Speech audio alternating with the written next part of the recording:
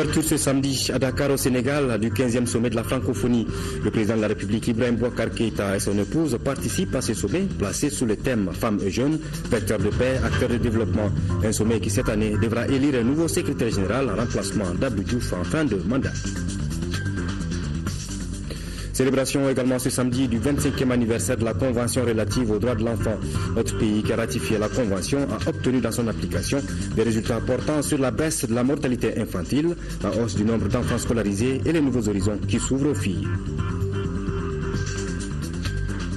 Enfin, lancement ce matin à Bamako sur le boulevard de l'Indépendance de la journée de la pratique des sports et de l'activité physique. L'événement présidé par le Premier ministre a réuni du beau monde. Mesdames, Messieurs, bonsoir et bienvenue au journal sur l'ORTM. Le Mali a célébré aujourd'hui, samedi, le 25e anniversaire de la Convention relative aux droits de l'enfant. Notre pays qui a ratifié cette convention a tout mis en œuvre pour son application avec des résultats portant sur la baisse de la mortalité infantile, la hausse du nombre d'enfants scolarisés et les nouveaux horizons qui s'ouvrent aux filles. La cérémonie était placée sous la présidence du Premier ministre. Reportage de Daouda Sidiki Diarra. Le 25e anniversaire de la Convention relative aux droits de l'enfant marque un engagement mondial dans la reconnaissance des enfants comme des êtres humains ayant des droits. Aujourd'hui, 191 pays sur 193 ont ratifié cette convention. Notre cher pays a ratifié la Convention internationale relative aux droits de l'enfant. Dès lors, il a tout mis en œuvre pour l'appliquer. Cette application laisse apparaître des constats de réjouissance, qu'il s'agisse de la baisse de la mortalité infantile, de la hausse du nombre d'enfants scolarisés ou des horizons nouveaux qui s'ouvrent aux filles. Cette convention, adoptée en 1989 par l'Assemblée générale des Nations unies, a permis de porter un nouveau regard sur l'enfant. Depuis sa promulgation et sa ratification par la quasi-totalité des pays, les enfants doivent être considérés comme des personnes à part entière, des véritables sujets de droit, des titulaires des droits de l'homme de façon inaliénable et sans discrimination. La célébration de cette journée internationale est un moment privilégié pour traiter des nombreuses injustices perpétrées contre les enfants dans le monde. Le Mali, qui est parmi les 20 premiers pays à ratifier la Convention, accuse un grand retard dans la fourniture des rapports d'application de la dite convention. Les enfants recommandent que des mesures idoines soient prises pour donner une réponse à l'aspiration du thème qui a été retenu cette année au niveau international, à savoir mettre fin aux violences faites aux enfants. Au niveau national, le thème est pour une réponse concertée en faveur des enfants affectés par les conflits armés. Ces deux thèmes, tous fortement interpellateurs, cadrent parfaitement avec le contexte malien. Les chiffres de l'étude sur les connaissances, attitudes et pratiques en matière de droits de l'enfant et de la femme au Mali indiquaient que 9 enfants interrogés sur 10 ont subi une forme de violence physique, avec très peu d'écart entre le milieu urbain et le milieu rural.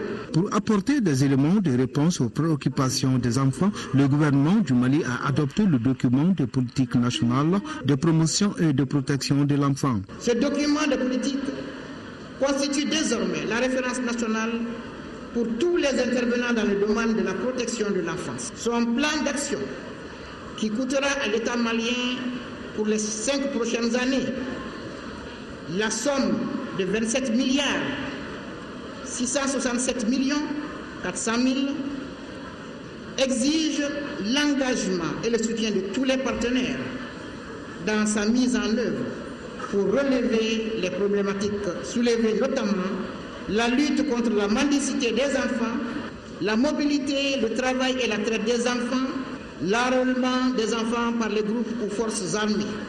Le Premier ministre invite les parents à bannir toute forme de violence à l'égard de leurs enfants. Si nous voulons que nos enfants soient les soutiens de la nation demain, nous devons faire en sorte de ne pas les casser quand ils sont enfants. Nous devons faire en sorte qu'ils soient à l'école, qu'ils soient soignés, qu'ils soient nourris, qu'ils soient informés, renseignés, et nous devons les couvrir de tous nos sentiments, de tous nos amours, pour que ces enfants aujourd'hui deviennent de vrais leaders et de vrais responsables demain. Les sketchs de la troupe de Niamakuru sur la scolarisation des enfants a éveillé la conscience de certains parents. Le Premier ministre a fait le tour des stands pour se faire une idée du savoir-faire des enfants. Le Premier ministre Moussa Mara a présidé hier à la deuxième réunion du comité interministériel sur la gestion domaniale et foncière. Il s'agissait au cours de cette session de passer en revue un certain nombre de grands dossiers brûlants sur le foncier dans notre pays. Tiaman Hubert Koulibaly, ministre des Domaines de l'État, des Affaires foncières et du patrimoine, nous parle de cette réunion au micro de Tiemoko Sagara. Les problèmes fonciers sont des problèmes transversaux qui impliquent plusieurs ministères, qui souvent impliquent plusieurs segments de l'administration. Le but du jeu, c'est de faire en sorte que les décisions qui sont prises soient appliquées et qu'il y ait un contrôle régulier par rapport à l'effectivité des décisions. C'est à cet exercice que nous nous prêtons chaque mois, une fois par mois, sauf convocation de session extraordinaire par le chef du gouvernement. Nous avançons pas à pas, petit à petit, mais avec une grande détermination pour que les litiges fonciers qui sont nombreux aujourd'hui à travers le pays puissent connaître des solutions et procéder à une modernisation, à la clarification, à l'apaisement et à l'efficacité dans la gestion foncière et domaniale de notre pays. Ce n'est pas une instance politique, c'est une instance technique qui passe en revue chaque dossier dans ses détails. Donc c'est extrêmement laborieux. Il y a des dossiers qui ont un contenu judiciaire. Certains sont des litiges fonciers. Il y a des décisions techniques qui sont prises, dont l'objectif principal est le règlement des litiges. Mais c'est très long, parce que c'est souvent des vieux dossiers, donc il y a eu une sédimentation non seulement des colères, et une sédimentation aussi des tentatives de solutions. Il faut nettoyer tout ça, décaper et arriver à des situations où le droit est respecté et les citoyens sont protégés. Sur convocation de l'honorable Isiaka Sidibé, président de l'Assemblée nationale, le bureau de l'institution élargi au président des groupes parlementaires a tenu une réunion extraordinaire ce samedi 29 novembre 2014. Objectif, examiner la situation de l'incarcération du député Bourama Tidiane Traoré. Amadou Thiam, deuxième vice-président du bureau de l'Assemblée nationale, est au micro de Aïssata Saliou Maïga. Rappelant que suite à l'altercation entre le député Bourama Tidiane Traoré et le juge Amadou Bokar Touré, ayant conduit à l'arrestation et à la détention du député, l'Assemblée nationale a voté à l'unanimité le 27 novembre 2014 une résolution réclamant la libération immédiate et la fin des poursuites engagées contre le député, conformément à l'article 62, dernier alinéa de la Constitution qui dispose: la détention ou la poursuite d'un membre de l'Assemblée nationale est suspendue si l'Assemblée nationale le requiert. Après avoir condamné la poursuite de la détention de l'honorable Traoré, en violation des dispositions constitutionnelles, le bureau de l'Assemblée nationale déplore les déclarations intempestives et inopportunes du juge de Ouélésébougou dans les médias sur une affaire dont sont saisies les juridictions. De même que la sortie hasardeuse et inappropriée du procureur général près de la cour d'appel de Bamako. Prend le peuple malien à témoin du refus de certains magistrats d'appliquer une disposition constitutionnelle, objet d'une résolution de l'Assemblée nationale, violant ainsi la Constitution. Et réaffirme son attachement à l'indépendance de la justice, exige la libération sur le juge du député détenu, exige que des mesures disciplinaires exemplaires soient prises à l'encontre des magistrats ayant refusé d'appliquer la résolution de l'Assemblée nationale, décide de rester saisi de la question jusqu'à ce que lumière soit faite sur ces événements.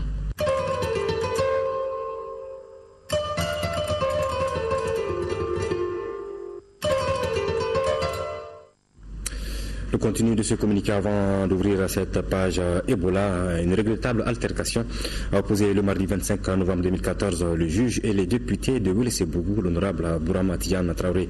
À la suite de cette malheureuse et déplorable altercation, sur plainte du juge, le député de Ouélésébougou a été interpellé et placé sous mandat de dépôt suivant une procédure dite de flagrant délit. Le Rassemblement pour le Mali, RPM, dont est issu l'honorable Bourama Tidiane Traoré, mesurant la gravité et la délicatesse de la situation, constate avec l'incarcération d'un élu du parti majoritaire au pouvoir que l'effectivité de la séparation des pouvoirs et celle de l'indépendance de la justice sont une réalité. Souhaite tout de même que l'immunité parlementaire de la présomption d'innocence soit aussi des garanties constitutionnelles pour chaque député et chaque citoyen. Faites entièrement confiance en la justice malienne pour un heureux dénouement de cette malheureuse et déplorable affaire en vue du maintien d'un climat d'apaisement et de sereine collaboration entre l'institution parlementaire et l'institution judiciaire. Appelle l'ensemble de ces militants, cadres et responsables à tout niveau de ces structures sur l'ensemble du territoire au calme et à la sérénité pour un règlement heureux, rapide de cette affaire. À présent, nous sommes dans la page Ebola. Geste de solidarité à l'endroit de la maison de la presse. La société Alpha Télécommunications a offert des kits de protection contre la maladie à virus Ebola aux hommes de médias en vue de leur permettre de mener à bien leur mission de sensibilisation. Al-Jumatina. Les hommes des médias jouent un rôle prépondérant dans la lutte contre la fièvre hémorragique à virus Ebola. C'est fort de ce constat que la société Alpha Télécommunications, détentrice de la 3e licence de téléphonie, a offert des kits à la presse. Le don composé des seaux pour lavage des mains, des savons, des bactigels entre autres, permettra aux journalistes et communicateurs de mener convenablement leur travail dans le cadre de la sensibilisation. Avoir des équipements de protection est une très bonne chose. Et je pense que nous pouvons saluer l'initiative de la société qui vient nous en donner. Et j'espère que les journalistes vont en faire un bon usage. Et surtout donner l'exemple aux autres. Parce que nous sommes tous des leaders d'opinion. Quand on voit un journaliste se laver la main, quand on voit une action, quand les journalistes utilisent ces kits, c'est vraiment un bon message qu'on envoie aux autres populations. Et je crois que c'est ensemble qu'on peut vaincre la maladie à virus d'Ebola parce que c'est avant tout un problème d'hygiène, d'assainissement et de bonne manière. Selon le président de la maison de la presse, ces kits seront répartis entre les journaux et les radios de Bamako. Après la réception de ces kits, les hommes de médias s'engagent dans la lutte contre Ebola à travers une journée d'orientation et de sensibilisation des journalistes sur la maladie à virus Ebola. Cette journée est organisée par l'Alliance des journalistes contre Ebola. L'activité est appuyée par le ministère de la Santé. Adama Koulibaly. Une organisation de journalistes contre la maladie Ebola est née. Elle s'appelle l'Alliance des journalistes contre Ebola. Cette alliance vient d'organiser une journée d'orientation et de sensibilisation des hommes des médias sur la maladie à virus Ebola. Selon la présidente de l'organisation, pour mieux sensibiliser les populations sur la maladie, il faut d'abord s'approprier de toutes les techniques de lutte édictées par les spécialistes de la santé. Notre particularité dans la lutte contre l'Ebola, c'est que nous sommes des journalistes. Il faut que les journalistes soient mieux informés pour relayer l'information au niveau de la population. Nous sommes là pour accompagner le département de la santé et le gouvernement malien pour leur faciliter la lutte parce qu'il faut que l'information soit disponible au niveau des journalistes qui puissent relayer l'information à temps. C'était une journée appuyée par l'ONG Save the Children. Pour son représentant, les journalistes doivent être en première ligne pour la lutte contre Ebola. Nous sommes conscients que l'information et la sensibilisation des acteurs sont la clé de voûte de la lutte contre la maladie à virus Ebola. Et évidemment, le rôle du journaliste est central là-dedans. La presse est le meilleur porte-parole pour véhiculer les messages de sensibilisation sur la vigilance requise et les précautions d'hygiène et sur la mobilisation générale de l'ensemble des populations dans toutes les régions pour prévenir les fléaux. À présent, d'autres activités de lutte contre Ebola à travers le pays avec des images rassemblées et commentées par Alousseni Touré.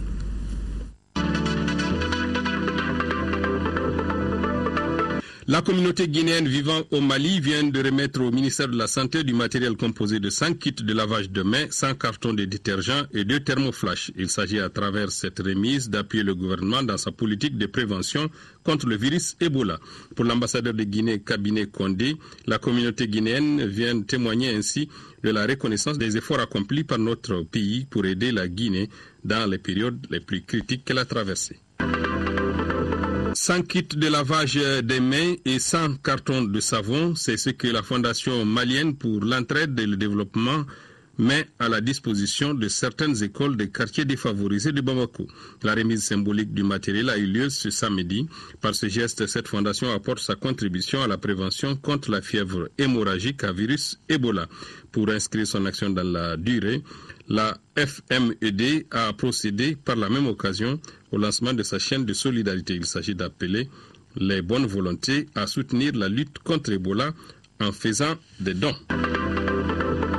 À Ségou, le moulin moderne du Mali a procédé à la remise de kits de protection à la commission régionale. Le kit composé de thermomètres infrarouges, de bombes désinfectants et autres matériels sanitaires a été remis au directeur régional de la santé qui a profité de l'occasion pour s'assurer de la mise en place du dispositif de protection au niveau de l'unité industrielle ainsi qu'au niveau de la Comatex. À Tombouctou, c'est le club de la jeune chambre internationale du lycée Mahaman Alassane Aïdara qui dit stop à Ebola. C'est à travers une campagne de sensibilisation dans l'enceinte de l'établissement. Spécialistes, partenaires et hommes de médias ont pris part à l'événement. Des kits de lavage des mains ont été distribués et les mesures de prévention expliquées aux participants.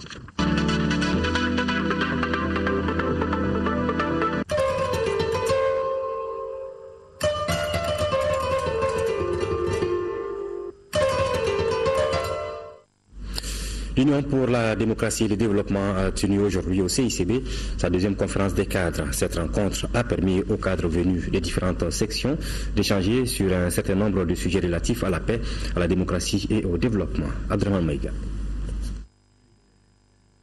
Ensemble, bâtissons un avenir de paix durable, de stabilité et de prospérité pour le Mali. Cette citation, lue sur une banderole, traduit la volonté et l'engagement ferme des cadres de l'Union pour la démocratie et le développement en organisant cette deuxième conférence nationale des cadres du parti. Pour atteindre cet objectif, plusieurs thèmes feront objet de discussion par les participants au cours de cette rencontre. Parmi eux, le rôle et les responsabilités de l'UDD dans la consolidation de la paix et de la démocratie sera le plat de résistance de cette rencontre. À l'UDD, notre conviction profonde est l'honneur, le bonheur, bref, le développement global du Mali ne saurait être une réalité sans la promotion et la valorisation de nos ressources humaines. Au cours de cette journée, les cadres de l'UDD échangeront également leur point de vue sur d'autres sujets, comme par exemple l'état des lieux et perspectives du renforcement du parti, gouvernance économique et souveraineté budgétaire, paix, sécurité et développement. L'analyse de ce thème permettra de formuler des recommandations qui aideront le Mali à sortir de la crise. Le Mali avait banni les coups d'État. Les Maliens s'étaient jurés que jamais il n'y aurait plus de coups d'État. Que toujours l'essence du pouvoir serait la Constitution. Nous avons été démentis de manière violente et dramatique en 2012. Qu'est-ce que cela veut dire? Nous devons procéder à une analyse. Pourquoi, après les sacrifices extraordinairement dramatiques de 1991, nous nous retrouvons en 2012 à refaire la même chose? Comme on pouvait s'y attendre, actualité oblige. Le président du parti a profité de cette cérémonie pour attirer l'attention des participants sur le virus Ebola avant de les inviter au respect des règles édictées pour sa prévention. Cette cérémonie d'ouverture a pris fin par le lancement du site web du parti. Il s'agit du www.udd.mali.org. L'association malienne pour l'éducation, l'environnement et la santé, en collaboration avec l'ambassade du Canada, a lancé le projet pour une participation massive des femmes aux élections communales de 2015, en s'appuyant sur le constat que les femmes ne constituent qu'1,13% des maires. Youssouf Diakité. L'objectif recherché par ce projet est d'améliorer la participation des femmes dans la commune de Bossofala aux élections communales de 2015. Elles étaient toutes là pour écouter attentivement les messages contenus dans ce projet qui mène un combat au profit des femmes. Les constats ont prouvé qu'elles représentent 13% des maires, 8,60% des députés, et les femmes chefs de parti ne représentent que 2% au Mali. Par exemple, ici, dans la commune de Bossofala, parmi 17 conseillers communaux, il n'y a que 2 qui soient femmes. On a pris l'initiative de monter ce projet, amélioration pour la participation des femmes aux élections communales de 2015. Ces problèmes de sous-représentativité des femmes dans les instances de prise de décision c'est un problème national. Ça s'inscrit bien dans les lignes directrices de Fonds canadien d'initiative locale. C'est un projet qui va appuyer la participation démocratique des femmes dans la commune de Bosso-Fola. Les autorités politiques, administratives et communales ont manifesté leur volonté d'accompagner l'initiative. Bon, notre objectif, c'est d'avoir le résultat escompté, qui est quoi? Qui consiste à avoir d'abord un fort taux d'augmentation des femmes dans les instances de prise de décision de la commune. Et ça, c'est l'objectif recherché même du projet. Donc, à cet effet, nous avons quand même dit que notre collaboration ne fera pas défaut à ce projet. Tous ont souhaité la conjugaison des efforts en vue de faire face à cette équation. Le représentant de l'ambassade du Canada a également rassuré les femmes que son pays est prêt à soutenir et accompagner ce projet techniquement aussi bien que financièrement. Le ministre de la Femme, de l'Enfant et de la Famille en visite à Dioïla a remis des matériels adéquats à la production des produits à base de karité. Une cinquantaine de groupements de femmes productrices de karité de Dioïla et d'autres localités du bassin du karité d'une valeur de 30 millions de francs CFA. Cet appui permettra à ces femmes une émergence dans la filière karité. En Ouest spéciaux, Khadija Toukone, Abdraman Maïga. Le potentiel de la ressource karité est très important pour le Mali, qui possède l'un des plus vastes parcs de karité dans la sous-région. Dioïla est un des symboles. Localité située à une trentaine de kilomètres de Fana sur la route de Ségou, les femmes se sont regroupées en coopérative de productrices de karité. C'est dans le but de renforcer les échanges et la collaboration entre ces femmes productrices de karité que le ministre de la Femme, de l'Enfant et de la Famille s'est rendu à Dioïla, où elle a visité une usine de production des produits à base de karité. Elle a saisi cette occasion également pour remettre des matériels adéquats d'une valeur de plus de 30 millions de francs CFA à ces braves femmes qui se battent pour la promotion du karité. Le projet karité a été initié en 2004 pour 5 régions du Mali. Les 5 régions de karité, Kaï, Kouroukourou, Ségou, Sigasso et Mopti. Mais particulièrement pour les régions à grande potentialité, il s'agit de Kouroukourou, Ségou et Sigasso. Il traduit et met en œuvre la politique du département de la femme en matière de lutte contre la pauvreté. Le ministre, par cette visite, veut marquer l'engagement de son département pour une véritable autonomisation des femmes. En effet, la lutte contre la pauvreté et pour l'autonomisation économique de la femme est notre destin commun. C'est une réalité du développement humain durable. Les femmes rurales sont manifestement responsables de la majeure partie du travail de productivité au sein de cette filière. De nombreux acquis sont à capitaliser dans le domaine de la valorisation de la filière karité à travers les actions multidimensionnelles de plusieurs partenaires publics et privés, dont le projet karité de mon département. Il s'agit aussi des actions de renforcement des capacités des femmes, des capacités organisationnelles, leur facilitation à l'accès aux moyens de production, équipement, financement, et enfin l'accès au marché, foires et expositions. Actualité oblige, le ministre a beaucoup insisté sur les mesures d'hygiène pour la prévention contre la fièvre hémorragique à virus Ebola. Et une visite guidée de l'usine de production a mis fin à cette cérémonie. Les membres du comité national de pilotage du projet Village du Millénaire ont sillonné jeudi les communes de Djoro et de Farakou-Massa. L'objectif de cette mission de terrain est d'évaluer les réalisations du projet par rapport aux objectifs du millénaire pour le développement. Les volets santé et éducation ont été les centres d'intérêt de la visite. Kandesila. Le centre de santé communautaire de Soké est la première étape de la visite de la commission de pilotage national du projet Village du Millénaire. Ce centre, rénové en 2007, est à cheval entre la commune de Farakou-Massa et celle de Djoro, les deux communes cibles du projet.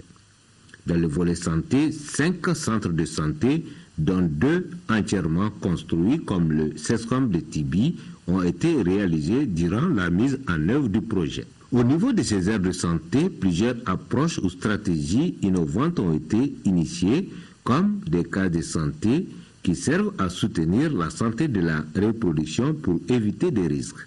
Dans le domaine de l'éducation, plus de 100 salles de classe ont été réalisées par le projet pour booster le taux de scolarisation. Au niveau de l'éducation, le taux de scolarisation net, je pense, on est au niveau de 58%, alors qu'on devrait être 100%. La plupart des indicateurs, vraiment, on est très proche. Et vraiment, au niveau de l'éducation, qu'on a des difficultés énormes, non seulement au niveau du Mali, mais également au niveau du Sénégal. Des visites guidées à domicile, en passant par des échanges avec les bénéficiaires directs, la mission apprécie les indicateurs par rapport aux objectifs du millénaire pour le développement. Ce projet tire vers sa fin. J'ai des inquiétudes, je l'ai dit, par rapport à la pérennisation et même à l'appropriation. Il faut que les collectivités s'approprient de l'outil. L'État malien doit se préparer à prendre la relève. C'est ça qui est capital. Il ne sert à rien de faire de bonnes choses et après le projet, on n'en parle plus, ça n'a pas de sens. Ce que j'ai vu au niveau de ces villages du projet, c'est rare. Rappelons que le projet Village du millénaire est une initiative pilote dont l'objectif majeur est de réduire la pauvreté à travers des indicateurs clés. Après une première phase qui a pris fin en 2011, une seconde phase, dite phase de consolidation, arrive à terme en 2015. En troisième région, première session du comité de pilotage du projet Insertion professionnelle orientée, métier écologiquement responsable IPOMER. À l'ordre du jour de la rencontre, le bilan des activités menées sur la période de juin à novembre 2014, les difficultés rencontrées et les perspectives pour 2015. Ortem Sikasso, Taouda Djekite. Mise en place des unités mobiles d'insertion inclusive adaptées au milieu rural pour l'orientation et l'accompagnement vers l'emploi des groupes vulnérables, notamment les jeunes, les femmes et les personnes en situation de handicap. L'étude des filières pour l'identification des métiers porteurs et respectueux de l'environnement et une large campagne de sensibilisation des communautés bénéficiaires dans les cercles de Bougouni et Sikasso sont entre autres activités du projet Insertion professionnelle orientée métier écologiquement responsable IPOMER. Un projet mis en œuvre par le consortium Handicap International, la SNV et le Conseil régional de Sikasso sur financement de l'AFD pour une durée de 3 ans. Le premier comité de pilotage permettra déjà de faire une revue du bilan des activités qui ont été réalisées de juin, donc du démarrage à maintenant, et également de présenter les défis, parce que c'est un projet quand même qui présente beaucoup de défis, et de présenter ces défis et de réfléchir aussi à la meilleure stratégie pouvant permettre de mieux adresser ces défis. Une dynamique de partenariat qui s'inscrit en droite ligne des orientations de la collectivité région. Les personnes vulnérables, en particulier les jeunes, les femmes et les personnes handicapées, la région de Sikasso développent leurs compétences professionnelles sur des métiers économiquement porteurs et respectueux de l'environnement et sont accompagnés dans la réalisation de leur parcours professionnel. Le projet IPOMER est d'une durée de 3 ans, janvier 2014 à décembre 2016, et va couvrir 5 communes du cercle de Sikasso et 5 communes du cercle de Bougouni.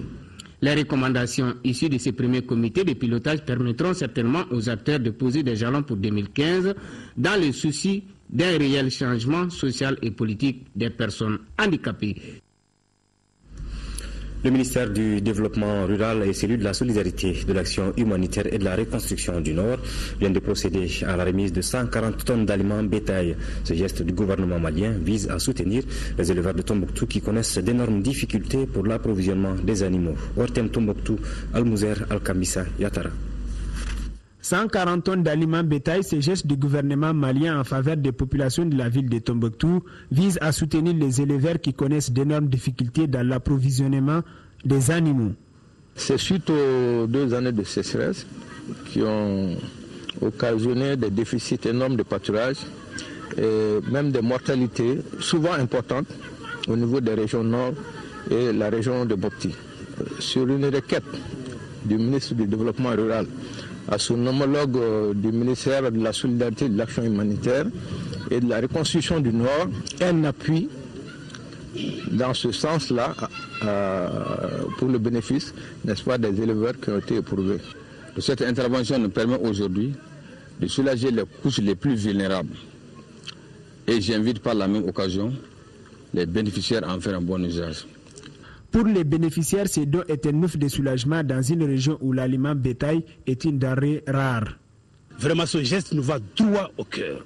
Et nous allons utiliser tous nos moyens pour que ce geste qui vient d'être fait touche ceux-là qui ont souffert, les villages bénéficiaires. Ce geste va les atteindre et ceux à qui on va remettre ce produit, en tout cas, va témoigner devant tout le monde, devant la communauté nationale et régionale de Tombouctou, qu'il a reçu ce produit-là des mains de la Chambre de la Culture. La mise à disposition de l'aliment bétail aux populations de Tombouctou va contribuer à la relance des activités socio-économiques des éleveurs. Fin à Bamako des travaux de la réunion de validation du plan Mali numérique 2020. La rencontre a mobilisé tous les acteurs concernés par le projet et s'est achevée par une série de recommandations. Compte rendu avec Ibrahima Traoré.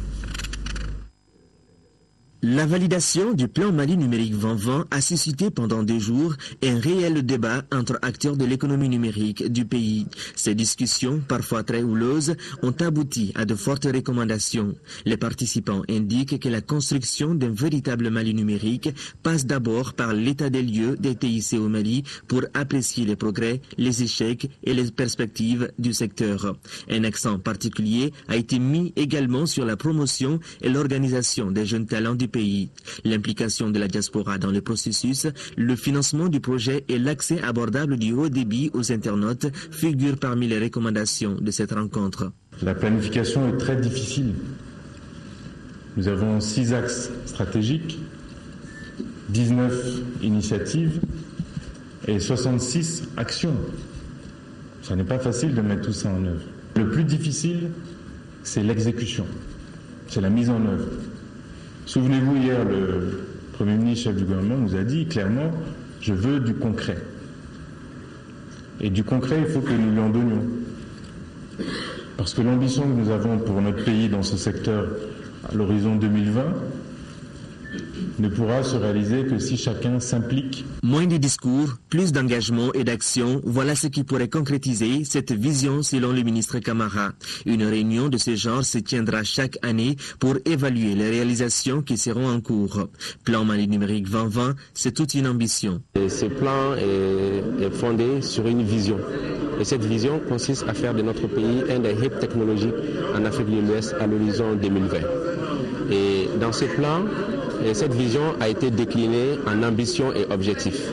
En termes d'ambition, ce plan prévoit de faire du secteur du numérique un vecteur de développement humain, une source de productivité et de valeur ajoutée pour les entreprises et pour l'administration publique, aussi faire du numérique une véritable industrie locale au Mali. Le processus Plan Mali numérique 2020 est donc engagé. Les défis sont immenses, mais la volonté politique, la forte mobilisation des acteurs de l'économie numérique et le soutien des bailleurs de fonds portent espoir. Voilà, c'était plutôt un reportage de Mohamed Ould Mamouni. Le Haut Conseil national de lutte contre le sida était face à la presse ce matin pour informer les populations sur les activités du mois de décembre, mois de la lutte contre le sida. Les activités de ce mois sont organisées par le Haut Conseil national de lutte contre le sida en partenariat avec ONU-SIDA et le gouvernement du Mali. Reportage de Rachel Tessougui. L'objectif 3x90 est au cœur de cette conférence de presse, une conférence qui a pour but d'informer, de sensibiliser et de mobiliser la population pour une implication effective dans la lutte contre le sida à partir du 1er décembre, mois spécial de la lutte contre le sida. Un grand principe, que 90% des personnes soient dépistées. Et sur ces 90% qui sont dépistés, que 90% de ces personnes-là soient sous traitement. Et si ces 90% sont sous traitement, que 90% de ceux-ci aussi soient vraiment effectifs, qu'ils ne puissent plus transmettre le sida pour montrer l'efficacité des traitements qu'ils ont reçus. Durant tout le mois de décembre, des ateliers de sensibilisation et des conférences débats seront organisés un peu partout au Mali. Les thèmes qui seront abordés sont entre autres l'élimination de la transmission mère-enfant, gouvernance de la réponse au VIH-Sida, l'accès au traitement, les droits humains. Tout le monde serait partagé en 4 semaines. La première semaine serait dédiée à la lutte contre le sida au niveau des enfants, la transmission mère-enfant. La deuxième semaine serait dédiée à la bonne gouvernance. La troisième semaine serait dédiée au traitement. Vous savez, le thème de tout le mois, c'est le traitement, mettre tout le monde sous traitement. Au Mali, le slogan est au Mali, dépistage et traitement pour tous. Ensuite, la dernière semaine porterait sur la promotion, le respect et la gestion des droits humains, essentiellement les problèmes de stigmatisation, de discrimination. Pour relever le défi d'un Mali sans sida, le gouvernement s'engage à créer un fonds national de lutte contre le sida pour l'année 2015. Santé toujours avec un communiqué cette fois-ci. Ce jour, samedi 29 novembre 2014, la situation de la lutte contre la maladie à virus Ebola se présente comme suit. 7 cas positifs, 6 liés aux patients guinéens et la fillette de Caille, 5 décès dont 4 liés aux patients guinéens. Un cas confirmé est en traitement dans un centre spécialisé, 0 nouveaux cas confirmés ce jour, 0 cas suspects ce jour, levé de suivi sur 6 personnes contacts. Le nombre de personnes contacts est de 280. Le nombre de contacts suivis ce jour est de 273. Le nombre de contacts non vus est de 7, soit un taux de suivi de 97,5%. Par ailleurs, le gouvernement signale qu'un cas initialement positif a été guéri et contrôlé négatif le vendredi 28 novembre 2014. Le gouvernement se réjouit de cette évolution et félicite tous les services et toutes les personnes qui ont contribué à l'identification, au suivi et à la prise en charge jusqu'à guérison de cette personne. Le gouvernement rappelle en conséquence à la population que la maladie à virus Ebola peut être guérie avec une prise en charge précoce. Par conséquent, le gouvernement appelle la population à la vigilance et à signaler tous signes pouvant évoquer cette maladie aux services compétents afin de réunir toutes les conditions favorables à une guérison. Le gouvernement nouvelle son soutien aux agents de la santé et aux services de sécurité pour faire respecter avec rigueur les consignes de contrôle sanitaire. Le gouvernement remercie l'ensemble de la communauté internationale pour son appui conséquent dans la lutte contre la maladie et ses témoignages de solidarité à l'endroit du Mali. Le gouvernement invite toutes les personnes ayant eu des contacts directs ou indirects avec les personnes déclarées positives à se faire identifier pour un contrôle sanitaire en appelant les numéros vers 80 00 89 89, 80 00 88 88, 80 00 77 77. La fin d'année est une période très convoitée par les artistes musiciens pour faire de nouvelles productions. C'est ainsi que le virtuose d'Ungoni, Basekou Kouyaté, est en studio pour son 5e album dont le coût de production s'élève à plus de 50 millions de francs CFA. Cheikh Oumar Sangaré a rencontré l'artiste.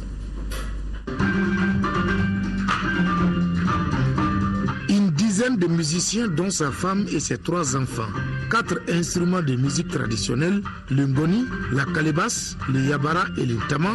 Basekou Kouyaté prépare activement son nouvel album.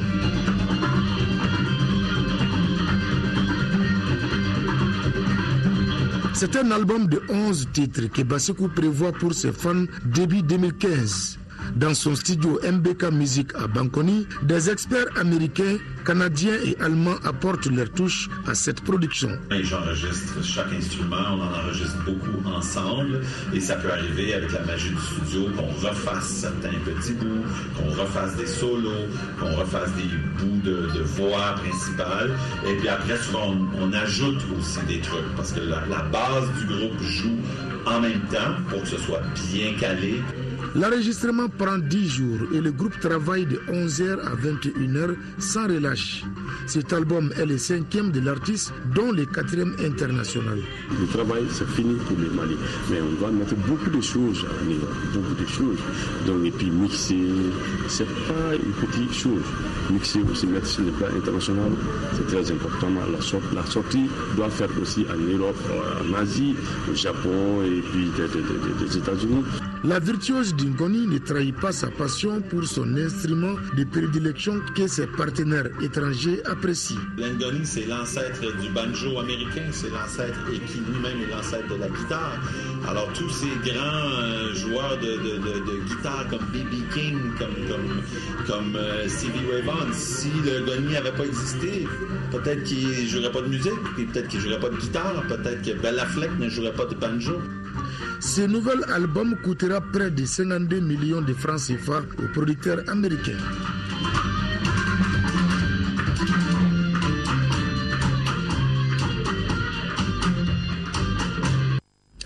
Voilà, retour sur le principal titre de ce journal. Ouverture ce matin au Centre international de conférence de Dakar des travaux du 15e sommet de la francophonie. Cette première journée a été marquée par plusieurs discours de chefs d'État, dont celui du président de la République, Ibrahim Boubacar Keïta, qui dans son intervention a évoqué les pourparlers d'Alger, la situation sécuritaire au nord du Mali et l'épidémie d'Ebola. Quant au successeur de l'actuel secrétaire général de l'OIF, Abdou Diouf, son nom sera connu demain. Envoyé spéciaux Amadou Sankaré, Abdul Salam Bambara. 20 chefs d'État et de gouvernement, parmi lesquels le président de la République, Ibrahim Boubacar Keïta, prennent part au 15e sommet de l'Organisation internationale de la francophonie. Le Sénégal, qui accueille pour la 12e fois le sommet de l'organisation, se réjouit du thème retenu pour cette édition. En mon nom, au nom de mes compatriotes, le Sénégal, pays hôte, a proposé pour notre sommet femmes et jeunes en francophonie, vecteurs de paix, acteurs de développement. Nous souhaitons par ce thème donner à notre communauté l'occasion d'un échange orienté sur l'action en faveur de deux composantes majeures de nos sociétés. Que serait en effet le monde sans la force vitale des femmes, son autre moitié, et sans l'enthousiasme et le dynamique de sa jeunesse, son avenir? Et pourtant, les femmes et les jeunes sont encore les plus exposés en temps de conflit et les plus vulnérables en temps de paix. Le président sénégalais n'a pas manqué de rendre un vibrant hommage à son compatriote Abdoulaye Diouf pour avoir apporté à l'OIF un souffle nouveau, au moment où le sommet de Dakar doit trouver un successeur à l'actuel secrétaire général. M'adressant à vous, président Abdoulaye Diouf,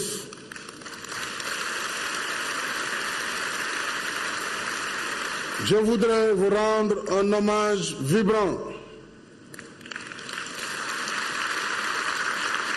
Monsieur le Président Abdoulaye Diouf, l'assise institutionnelle de l'OIF, le cadre stratégique décennal de Ouagadougou, les déclarations de Bamako et de Saint-Boniface, textes normatifs de notre vision pour la paix, la démocratie, l'état de droit et la bonne gouvernance, portent tous votre marque indélébile. Devant la communauté francophone et le peuple sénégalais que vous avez tant servi, en reconnaissance de votre œuvre, je donne votre nom à ce magnifique centre international de conférence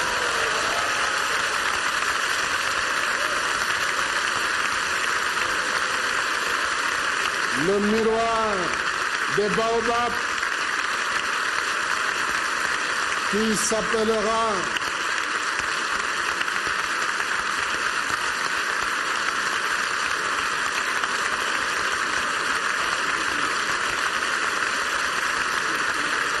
qui s'appellera désormais Centre international de conférence Abdou Diouf.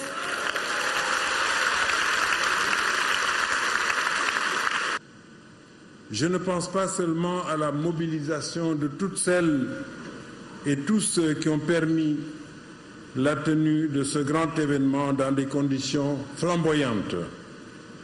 Je pense aussi au devoir qu'a la communauté francophone de vous rendre hommage, Monsieur le Président de la République Macky Sall.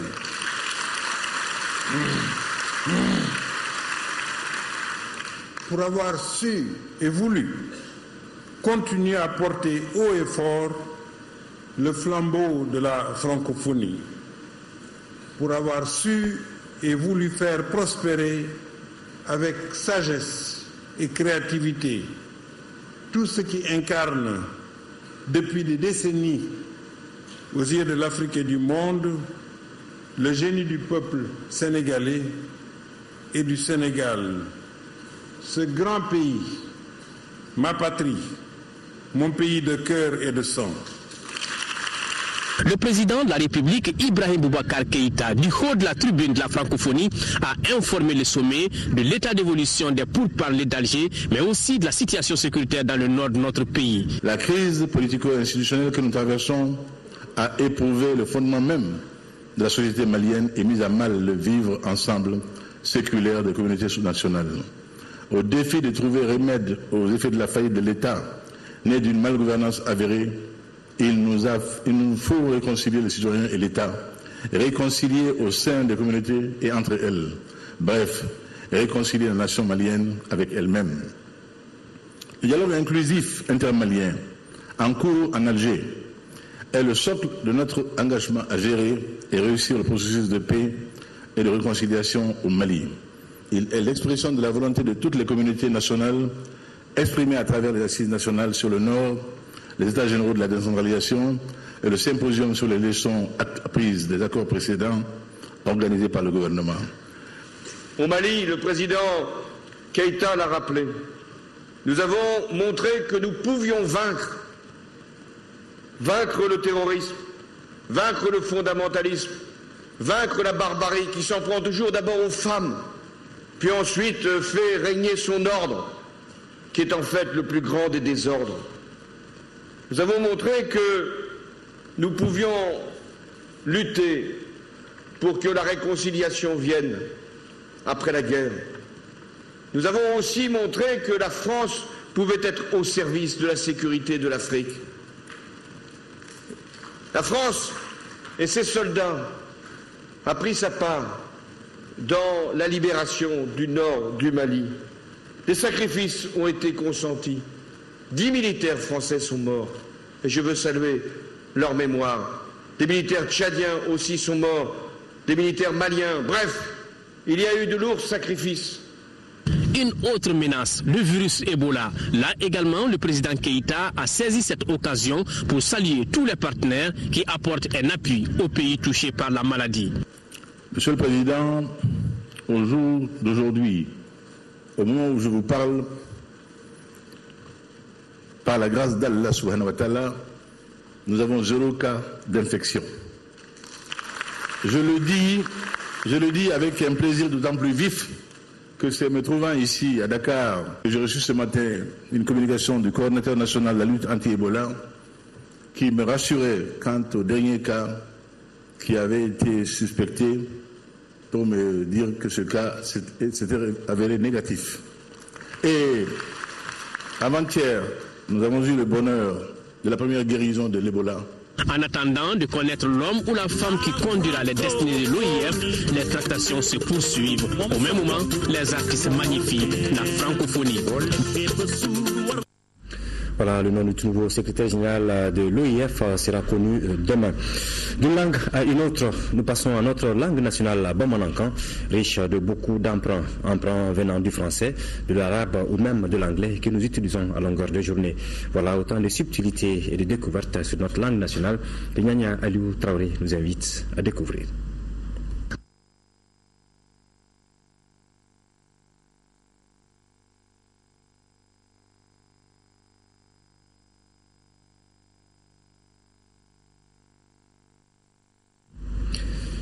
Voilà quelques petits problèmes, quelques petits soucis par rapport à cet élément de Nyanya Aliou Traoré consacré aux emprunts dont dispose la langue nationale Bamanankan.